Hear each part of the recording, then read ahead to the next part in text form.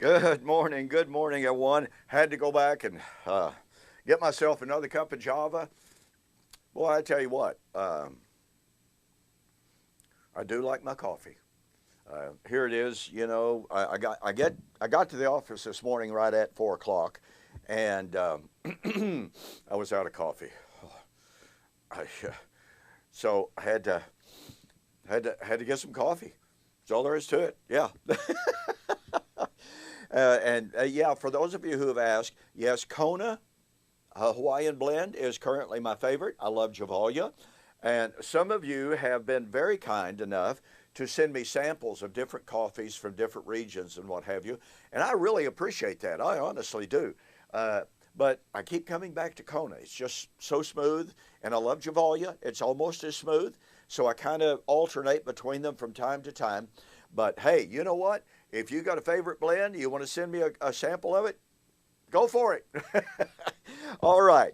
Well, we are continuing our discussion by the way, my name is Don Preston. I am the president of Preterist Research Institute of Ardmore, Oklahoma, and this is Morning Musings.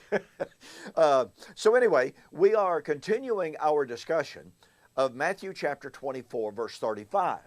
Jesus said, heaven and earth shall pass away, but my words will never pass away. I've already shared with you for a couple of videos now how important it is to see what Jesus said, the very last part of that verse.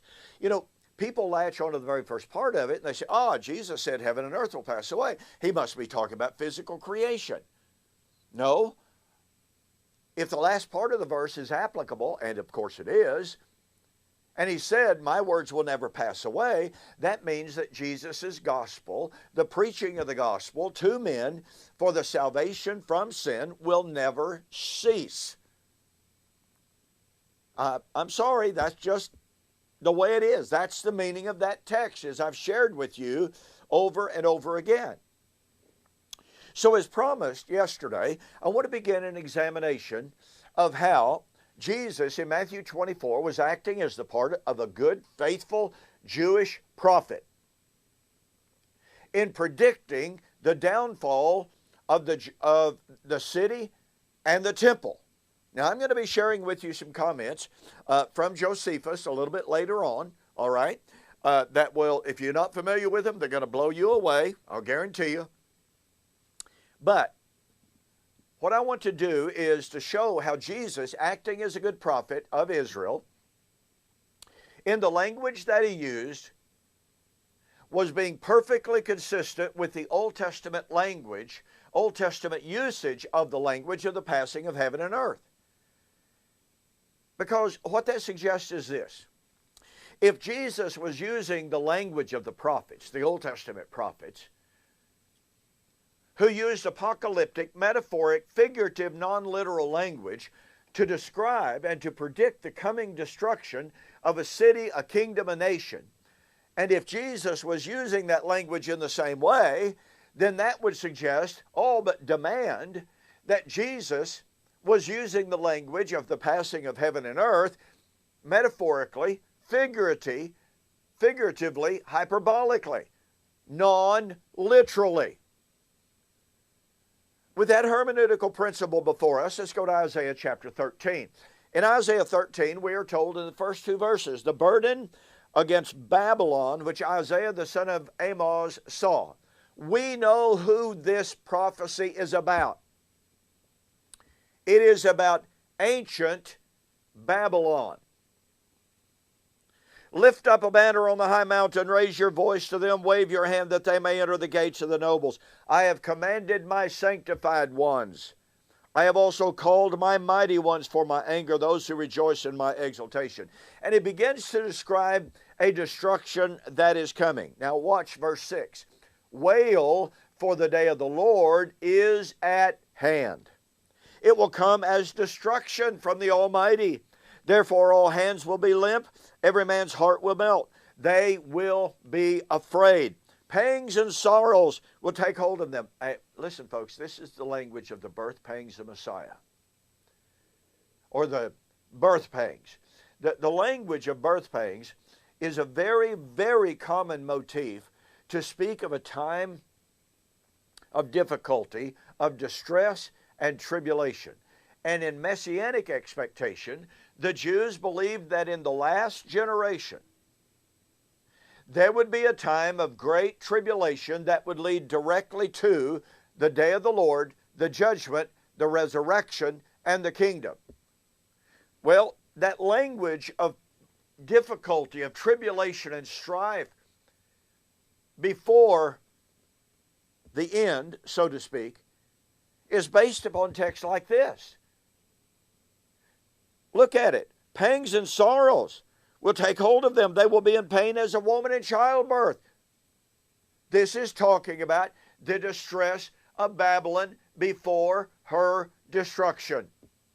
But to continue, verse 9, behold, the day of the Lord comes. Cruel was both wrath and fierce anger, to lay the land desolate, and he will destroy its sinners from it. Now watch this. Listen to this. Catch the power of this. For the stars of heaven and their constellations will not give their light. Where have we read language like that? Oh, I know. Matthew 24:30. The sun will be darkened in its going forth. Where have we read language like that? The moon will not cause its light to shine. Whoa! Yeah. This is the same language as Matthew 24:30, 29 and 30. It's the day of the Lord when heaven and earth would be destroyed, but it was the prediction of the destruction of Babylon. It's not the destruction of the that would take place at the end of time. It is not a prediction of the end of time. It is not a prediction of the destruction of the Babylon of Revelation. Oh, and I know that because, number one, it was at hand.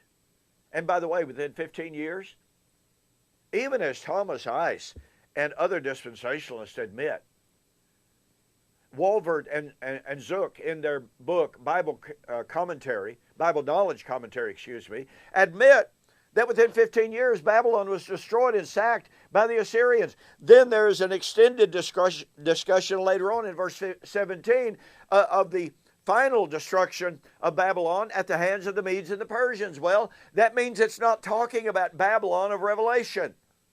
The Medes and the Persians don't exist today. And by the way, let me make this observation because this is so critical. I have people take note and they argue with me and other preterists, obviously. And they say, well, you know, it says in Isaiah 13 and 14 that Babylon would fall and never rise again. Well, look, Saddam Hussein tried to rebuild Babylon. Well, that sort of kind of got interrupted, didn't it?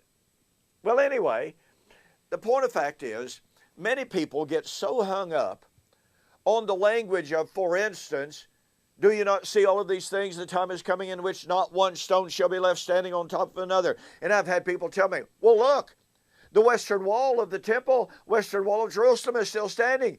Not one stone, that hasn't been fulfilled. And that imposes such an incredibly wooden, harsh, rigid literalism on the text that is absolutely not even close to the Hebraic use of language. The focus is on the kingdom that those buildings represented. When the kingdom of Babylon ceased to exist, it's the same as if every stone was cast down. Now, was the city destroyed? Absolutely. But must we look for, must we go there with an architect, with a building examiner, and say, oh, look, there's one building, I see one stone left standing on top of another. Oh, hadn't been fulfilled. We have to be better Bible students than that, don't we? Yes, we do. So here we have in Isaiah chapter 13 the prediction of the destruction of historical Babylon. It is described as the destruction of heaven and earth, and as a host of biblical commentators have noted, the language of verse 10 is the language of Matthew 24, 29, and 30.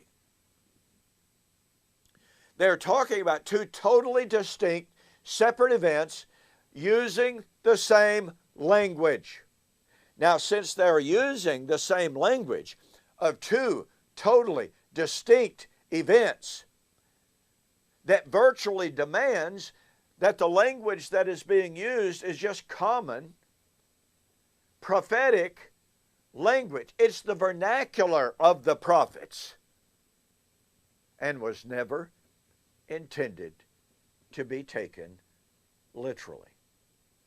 And we got more to verify that. And by the way, don't forget, in my book, The Elements Shall Melt with Fervent Heat, I do discuss Isaiah 13 extensively. I also discuss Isaiah 24 and 25 extensively, and that's where we're going on the flip side. So I'll see you there, but go to my website, donkpreston.com, bibleprophecy.com, go to the store, order the book, send me a note that says you saw the offer on YouTube or Facebook, and I'll refund your shipping, saving you $5. Okay, I'll see you on the flip side.